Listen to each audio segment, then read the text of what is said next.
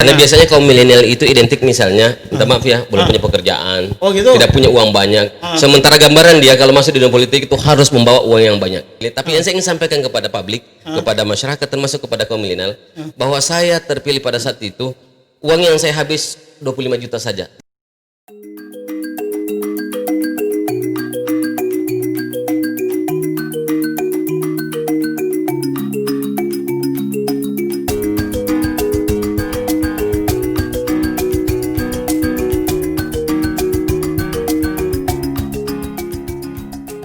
Oke, assalamualaikum warahmatullahi wabarakatuh.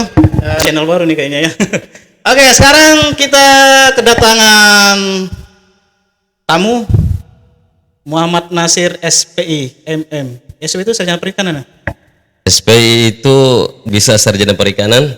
Sekarang ini panggilnya apa nih? Bapak, Ustadz? Terserah. Oh, terserah. Ya bisa manggil abang. Oke, jangan abang lah kan. Ntar dia kira apaan kita.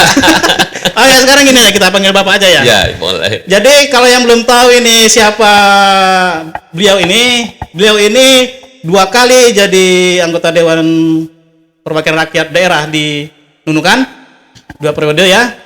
Terus sekarang beliau menjabat sebagai diamanai ya. Ya. Tepatnya diamanai itu dipercaya oleh masyarakat menjadi anggota Dewan Perwakilan Rakyat Daerah di tingkat Provinsi Kalimantan Utara. Wih, keren. Suatu kehormatan nih bagi saya nih Pak ya. Ya. Yang mungkin orang nggak banyak tahu, tahun berapa Bapak sampai di Nunukan? Saya sampai di Nunukan tahun 2001 bulan September. Oh, September. Hafal betul ya. Berarti Hafal betul. Biasanya kalau orang hafal sampai detail demikian itu biasanya ada pengalaman yang sangat menyentuh di hati sampai hafal betul itu bulan. Jadi pertama sampai Nunukan itu Bapak ngapain gitu? Ya. Jadi kenapa saya hafal betul? Karena saya berangkatnya ke sini setelah 1 tahun setelah menikah. Iya. Saya menikah di tahun 2000 dan saya ke sini tahun 2001. Dan ada lagi peristiwa yang paling saya ingat ketika baru beberapa bulan saya dinunukan, yaitu terjadinya kebakaran di Lamijung. Oh. Jadi kaitannya sama Bapak itu apa? Apa memang tinggal di daerah Lamijung atau gimana tuh? Enggak, dulu saya tinggal di Jalan Bayangkara. Cuma karena pada saat itu saya juga ikut membantu teman yang kebakaran. Gitu ya? Ada teman yang rumahnya memang tinggal di di Lamijung, jadi saya ikut membantu pada saat itu. Terus setelah itu kan Anda ini kan setahu saya kan Anda ya formal betul deh. Enggak apa-apa. Beliau anggota dewan masalah. Jadi setelah dinunukan itu Bapak ngapain aja gitu? Iya. Jadi ada memang pengalaman yang unik waktu saya ke sini, karena terus terang saya datang ke sini dengan belum ada pun satu orang yang saya kenal. Jadi teman-teman catat. Ya itu. Jadi ini catatan buat semuanya juga bahwasanya bahwa kita mau berhasil itu memang harus mulai dari bawah. Oh gitu ya. Iya. Jadi saya datang ke Nunukan dengan tidak kenal satupun orang.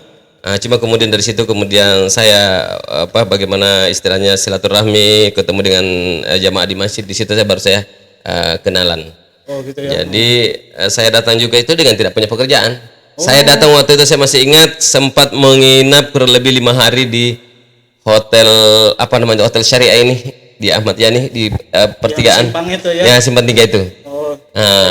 Saya menginap di situ kurang lebih 5 hari. Dan setelah itu kemudian saya kenal dengan seorang tokoh yang ini sekali lagi ini tercatat, saya tulis dalam lembaran hidup saya. Ada seorang tokoh yang sekarang ini juga tokoh Jawa ya, yang sekarang ini PNS, yang saya yakin ya masyarakat Kalimantan Utara pasti mengenalnya. Masyarakat Kabupaten Nunukan mengenalnya. Kalau boleh tahu siapa beliau? Namanya Bapak Dian Kusumanto. Catat Pak Dian, terima kasih banyak karena beliau beserta keluarga yang bersedia menyediakan tempat tinggal buat saya kurang lebih ya 1-2 minggu lah tinggal di rumah beliau sambil menunggu mencari rumah kontrakan. Oh gitu ya. Begitu. Terus kemudian kan gini, kalau bahasanya anak sekarang ya mau makan dari mana tuh? Gak mungkin makan cinta aja kan Pak. Jadi usahanya. Ya. Tentunya waktu saya berangkat dari Samarinda ke sini, waktu itu saya naik kapal pel nih. Oh, pelni ya. Bokap yang gede tuh, yang besar itu, yang satu sambil kampung ya isinya sambil bawa barang-barang, kompor apa segala itu saya bawa semua itu, kompor, panci dari sana itu, gitu. Kemudian masuk di sini, ya tentunya adalah sedikit-sedikit bekalan sehingga kemudian sambil mencari pekerjaan, ya. Nah waktu itu pekerjaan-pekerjaan saya itu ya ada yang saya sempat ngajar di SMP Muhammadiyah, bahkan sempat saya usaha usaha catering juga saya pernah. Catering ya. Catering ya, saya dengan istri usaha catering. Waktu saya di Jalan Bayangkara, ya. Saya masih ingat saya ke sekolah-sekolah menawarkan dan sebagainya. Kemudian bahkan saya juga pernah usaha dulu itu namanya ya, kalau di Telkom kerjasama dengan Telkom, warteg. Wartel ya. Wartel ya. Tahun berapa itu? Tahun 2003 kalau nggak salah. Berarti itu masih zamannya wartel itu ya, belum ada handphone kali ya. Ya belum ada, kayak handphone masih langka lah. Ya, kemudian saya pernah juga ya upaya-upaya mendirikan komputer untuk pelatihan komputer. Gitu. Begitu. Yang jelas saya ya. mulai dari bawah. Walaupun saya sendiri tidak terlalu mahir dengan komputer. Tapi alhamdulillah waktu berdiri tempat pelatihan saya itu ada banyak yang sekarang berhasil gara-gara mereka kursus di sana. Berarti kita kata pepatah itu ya, di mana ada kemauan di situ ada jalan. Betul ya. Iya. Kemudian ini kan dari tahun berapa ya? 2001 ya? 2001. Sekarang 20 tahun. Ya, 20 tahun. Itu sudah berakar ya. Alhamdulillah ya. Jadi gini, yang uniknya gini kan. Bisa-bisanya Bapak kok masuk ke dunia politik? Ya. Jadi memang begini. Jadi saya memang. Jadi gini, apa dasarnya Bapak dari kayak cerita tadi kan wirausaha catering, wartel, apalagi gitu tadi kan. Terus kok sekarang menjadi anggota dewan yang notabene itu nggak jauh-jauh dari politik? Ya. Jadi kebetulan begini. Saya waktu kuliah memang, Mas Eko, waktu saya kuliah itu memang sempat aktif di politik. Gitu. Jadi sambil kuliah sebelum lulus aktif di politik. Jadi ketika saya hijrah pindah ke sini, nah kebetulan sampai di sini saya lihat juga ada partai, walaupun masih kecil waktu itu, ada partai yang pernah saya bergelut waktu di mahasiswa. Akhirnya kemudian saya bergabung di situ. Oh gitu ya? Iya. Namanya Partai Keadilan.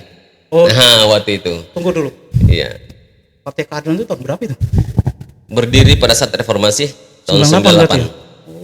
Berarti kalau sekarang jadi sekarang namanya PKS. PKS ya. PKS, ya. Catat teman-teman. Iya. Jadi bentar. Jadi mulai berpolitik dari bawah ya. Ya. Nah, ini kan gini. Untuk anak-anak muda nih, kaum rebahan, kaum milenial ini ya, kadang berpikir kadang gini, Pak. Politik kotor, bukan? Ya. Politik itu begini-begini, pokoknya negative thinking. Ya. Nah, apa pesan untuk kaum milenial nih supaya mereka tidak bernegatif thinking lagi kepada para politikus? Baik. Ini Mas Eko. Jadi saya ingin menyampaikan kepada teman-teman masyarakat umum termasuk juga kaum milenial bahwa saya sendiri juga aktif di partai pada saat di usia milenial. Ya kan? Gitu ya? Iya, di mahasiswa kan. Bukan milenial. Iya, yang aslinya usia. Iya, kaum muda. Maka masa usianya kan, usianya milenial. Kemudian yang kedua, saya ingin menyampaikan bahwasanya yang namanya politik itu wadah. Jadi dia wadah tempat. Jadi misalnya begini Mas Eko. Wadah itu netral dia. Ibarat kalau bisa gelas, misalnya kalau kita contohnya bisa gelas, bisa ember. Di gelas itu bisa berisi susu, bisa berisi racun. Jadi dia netral dia. Tergantung dengan apa kita menggunakannya. Oh, jadi gini kalau bahasa sederhananya, kalau menurut saya, bahasa saya itu kita jelek enggaknya politik itu tergantung dari orangnya aja. Betul. Jadi kalau semuanya pandangan politik jelek itu berarti ya karena mungkin orangnya kali nggak pas ya. Jadi kalau boleh jadi begini, kalau ada orang yang mengatakan baik, maka justru dia harus masuk ke politik agar politik itu turunnya menjadi baik. Oh gitu ya? Iya. Catat ya. Kalau misalnya begini, kalau misalnya orang-orang baik semuanya menjauhi dunia politik, maka yang masuk di dunia politik adalah orang-orang yang tidak baik. Maka kemudian akan memberikan citra bahwasanya politik itu adalah sesuatu yang tidak baik. Begitu. ini dari sebelah operatornya ngode-ngode begini, nggak tahu saya apa dadak apa.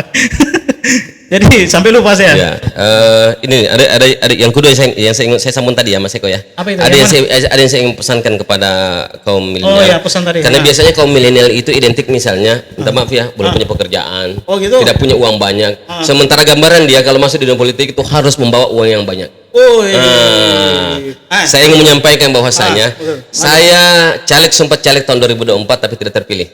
Kemudian masuk caleg 2009 dan alhamdulillah terpilih. Tapi yang saya ingin sampaikan kepada publik, kepada masyarakat termasuk kepada kaum milenial, bahwa saya terpilih pada saat itu uang yang saya habis 25 juta saja. Dan Tahun berapa itu? Tahun 2009. Berarti 25 ketika juta dan itu sudah termasuk biaya operasional loh. enggak, berarti ketika Bapak waktu itu periode pertama anggota dewan Iya. di Nunukan ya? Berjadinya ya. Berapa ya? 25 juta? 25 juta. Jadi saya ingin mengatakan, saya ingin membantah sekaligus ya membantah yang pernyataan mengatakan bahwasanya kalau kita masuk di politik itu harus punya uang yang besar atau gitu uang yang ya? banyak. Buktinya saya 25 juta saja bisa terpilih pada saat itu.